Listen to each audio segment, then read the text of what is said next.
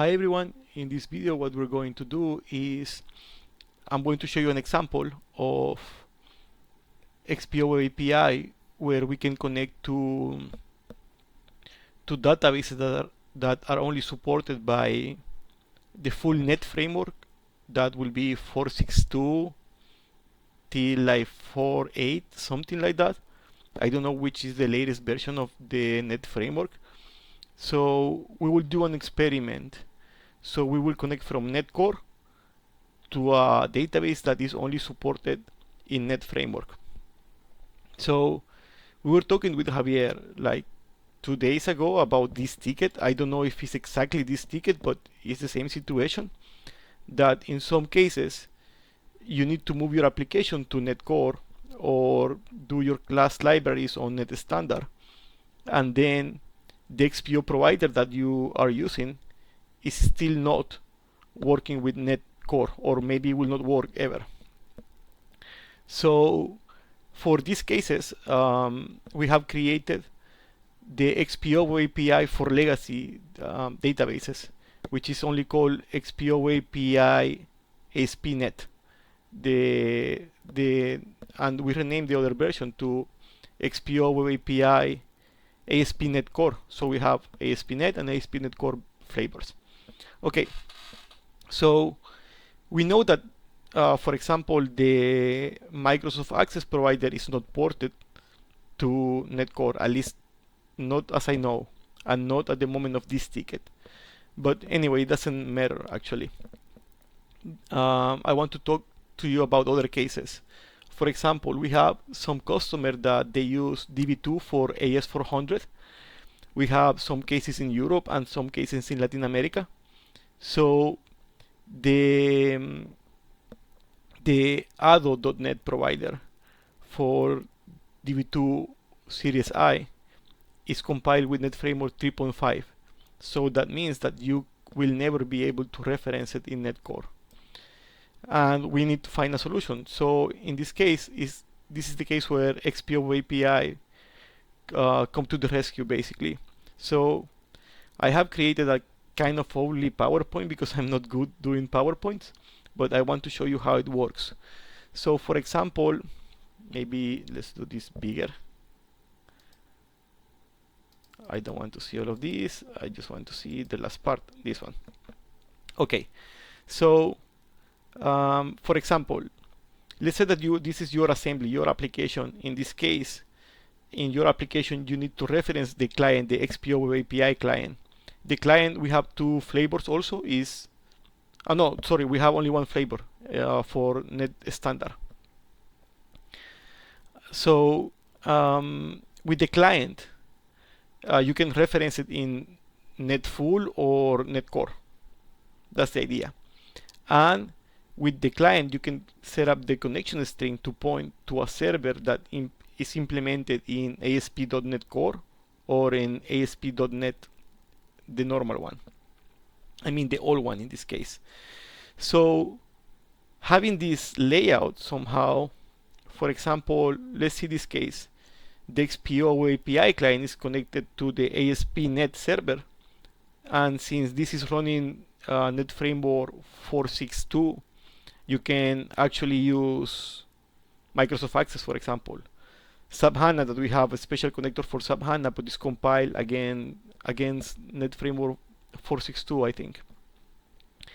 And also we can reference the component that we created, the provider, that is IBM DB2 I series, that is also running in full net framework.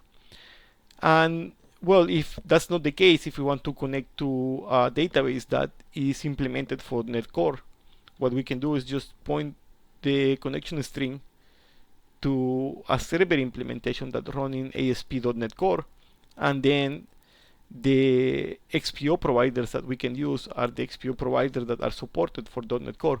So basically, by introducing this new type of server, which is we call at the moment legacy server or just ASP.NET server, we can connect from .NET Core, and that application can be running on Linux, on Mac, on Windows, on your refrigerator if you want.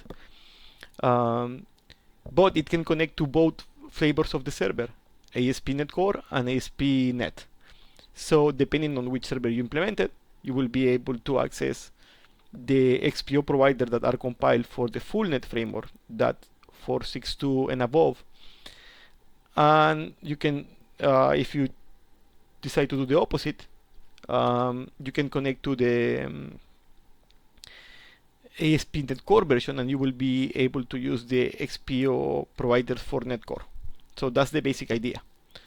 Okay, so now it's time of the technical example. So here we have the solution. This solution is on GitHub. Let me show you. It's here. I will put the address in the description of the video, and we try to be as explicit as we can with the name. So it's called using unsupported databases in netcore through XpoWebApi. I don't think it can be more clear than that. So anyway, okay, so let's go to the technical demonstration. So here I have in this solution, basically I have two projects. These are the client projects. One is compiled, this one is compiled in netcore 3.1, and the second one is compiled in NetFramework 4.6.2. The code that is inside is basically the same. So let me show you. So basically we register the provider. I'm not going to go into details about this because I showed this before in some other examples. And then basically we update the schema, and then we create like 100 customers, and we commit to the database. This is done from both full net framework and netcore. So also we have two implementations of the server. This one is ASP net implementation, and this is netcore implementation, ASP netcore implementation. So both have the same controller, which is the XpoWebApi controller. They don't share the code base exactly. They share almost the same code base, but it's not exactly the same because of the difference of the framework. But basically they do the same. I mean, they transport the communication with XPO by an API, an HTTP API. So going back, basically what I'm going to do is I'm going to run the ASP.NET server, which, let me show you the connection string. We have actually in this server we have 10 connection strings, and the last one is for Microsoft Access, and it's here in the desktop in Access folder. I have this folder open here, so I'm going to delete everything that is here so you can see that I'm actually creating the database. So let's see. Okay, so this is, I think, everything for the server. I just wanted to show you the connection string. And in the client, I'm going to run the netcore client.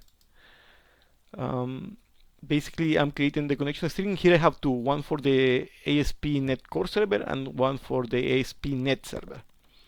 So in this case, I'm going to connect to the ASP net server. See, we're using that connection string here. Then I will create 100 customers, and commit to the database, and then I will read it back and write it in the console. And after that, I will show you that the database was created and the records are actually there. Okay, so let me run the server first.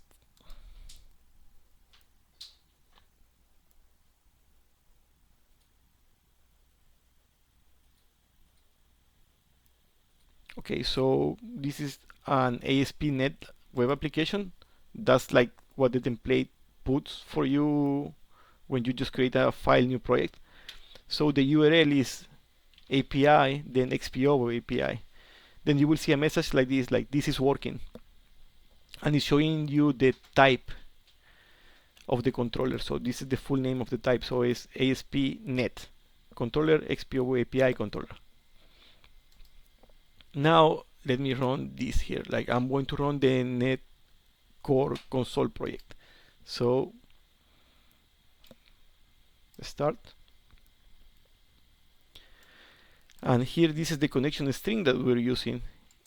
As you can see, this is the URL that we are connecting, and this is the controller that we are connecting. It's the one that I just showed you. And we're going to connect to the data store with the ID 010 that I also showed you before. Is the one that is configured for access. So let's run this.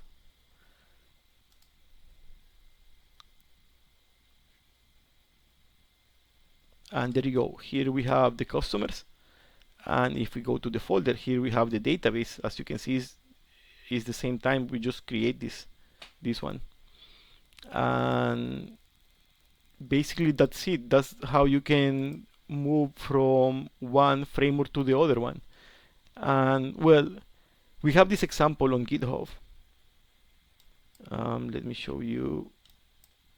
Okay, here we have the example. I'm going to put this URL in the description of the video. And we try to name it something like as useful as possible. The name of the repository is using unsupported databases in netcore through XpoWebApi. I think it cannot be more obvious than that, but who knows.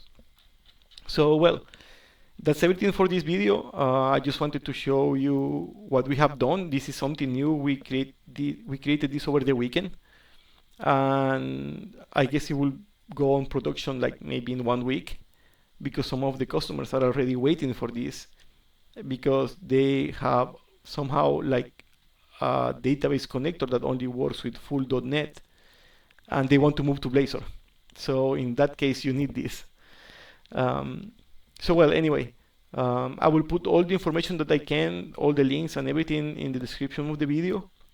And if you have any doubts, you can just put an issue on the project on GitHub, or just send us an email. The information to contact us will be at the beginning of the video.